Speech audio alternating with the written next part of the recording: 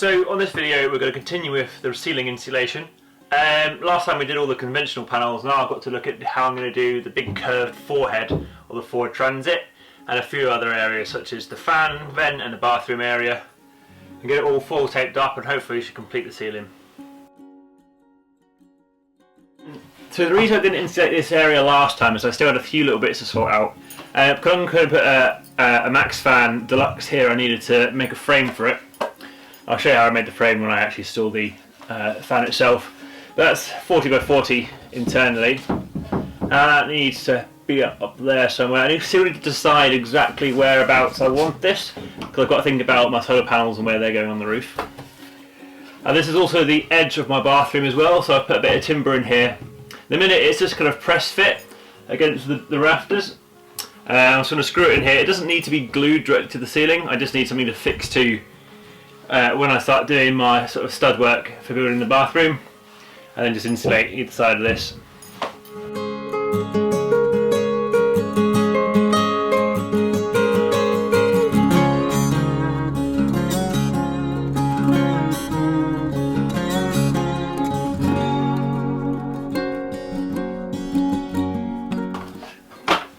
You get the idea. Everything needs to be sealed just like on the floor, so when the whole roof is on it's again a continuous vapor barrier.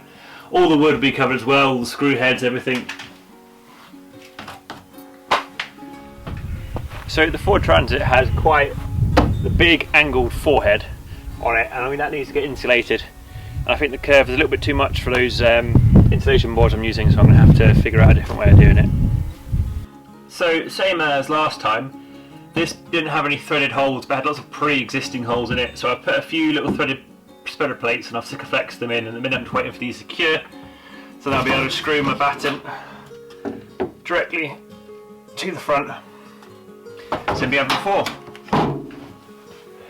It's quite the curve to deal with, and that 50mm stuff doesn't bend very well, so I think what I'm going to do is I'm going to use probably 2 layers of the 25mm.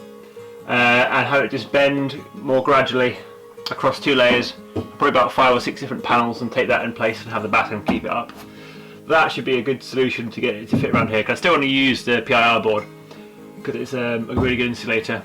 And same for the further front, that's probably an alright angle just to use 2 sheets of the 25 after cutting up loads.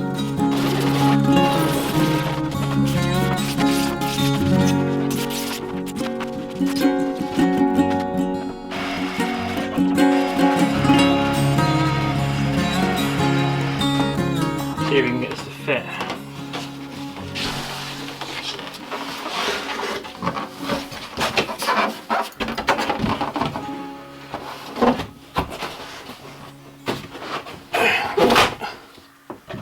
Oh, definitely broke something.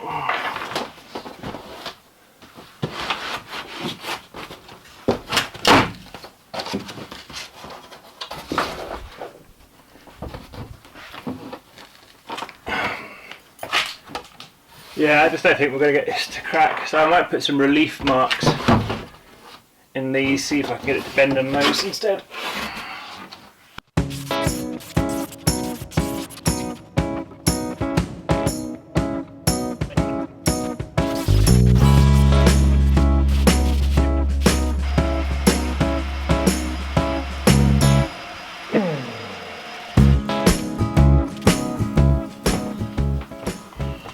I haven't got my, this isn't dry yet, so I can't screw it in with a batten, so I'm just sort of making do at the minute and just taping it in place.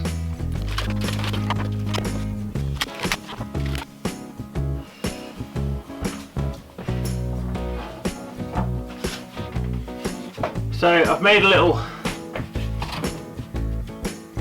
bar, I'm hoping I can just prop up to hold these in.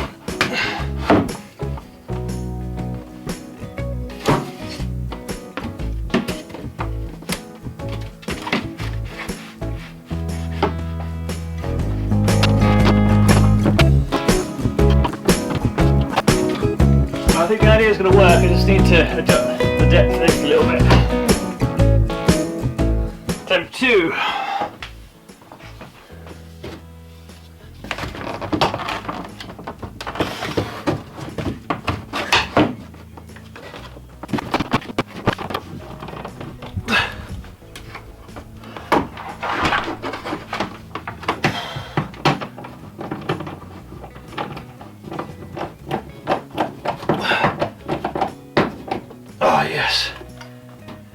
in.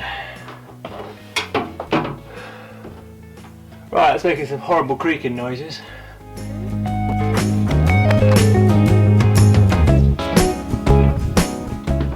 Well, it might not be the neatest, but it works.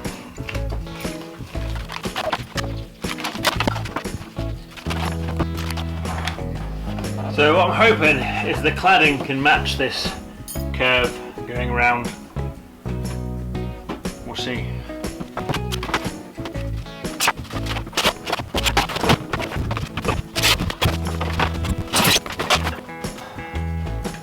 Well, it's definitely tight up against each other now.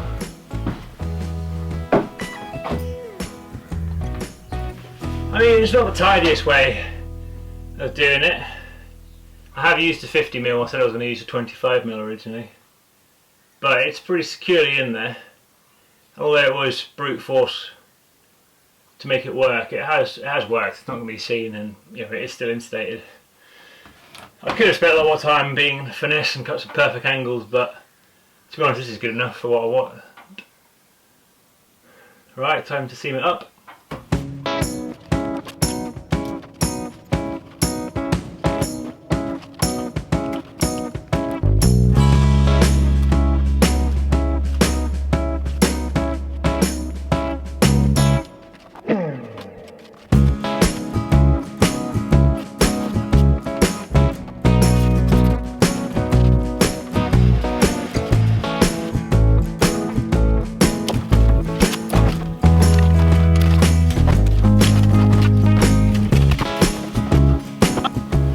So same as for the main beams, I'm just going to stuff the little cavities with some of this roof insulation stuff first, just to give that a bit of insulation, and I've made some little spacer bars to go in, which I can then screw the main batten to itself.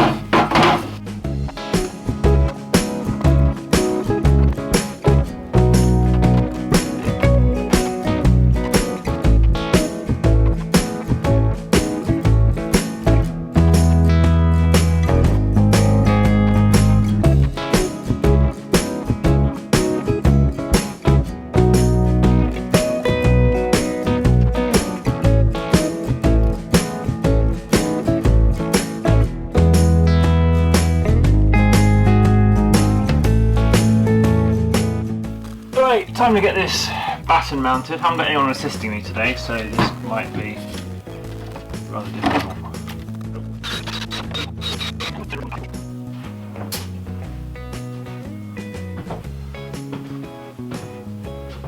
That again is my favourite pastime for building a van, foil taping.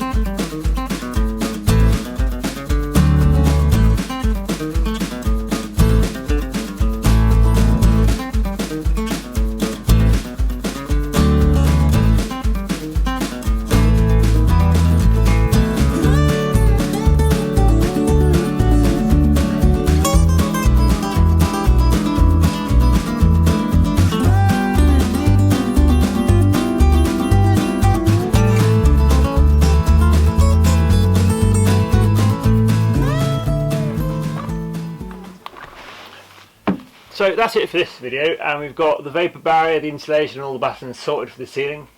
So the vapour barrier in the ceiling is going to be a really important bit, because if you imagine just as normal hot air rises, and if you're in a van, that hot air is probably going to be moist because of your breathing, so it's going to have some high humidity and some water content, and you don't want that to be able to permeate through your insulation layer and getting behind it, because how well it's sealed, it's potentially going to stay there, your insulation to get soggy, and any metal could eventually over time start to rust, which wouldn't be good. That moisture is probably going to go through the cladding I'm going to have, but it's not going to make it anywhere past it.